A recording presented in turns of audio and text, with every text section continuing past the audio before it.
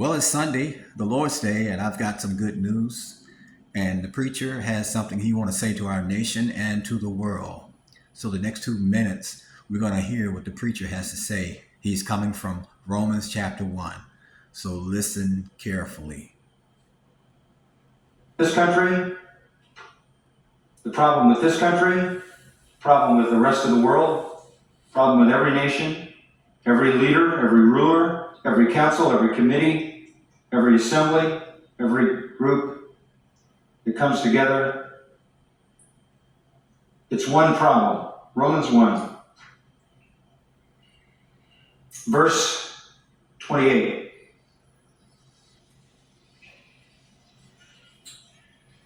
They didn't see fit to acknowledge God any longer. That's it. That's it. Verse 21, though they knew God, they didn't honor him as God or give thanks. So what happened? They became empty in their speculations. Their foolish heart was darkened. Professing to be wise, they became fools. The leaders of the world are essentially arrogant fools who have no hope changing anything because they do not understand the problem. Problems in the world are not economic, financial, social, military, not problems of foreign policy, government policy, capitalism, free market, socialism. That's not the problem. The problem is not Iran or an Iranian-induced nuclear war. The problem is not Muslim terrorists.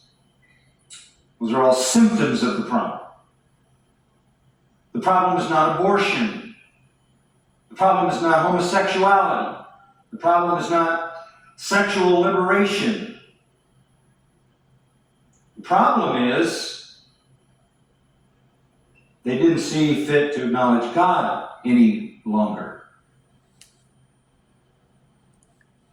The Apostle Paul. The problem with this country, problem with the rest of the Apostle Paul said, though they knew God, they did not acknowledge him, right? He said they knew. In other words, people who do not believe the Bible know that there's a God because God has put it in them.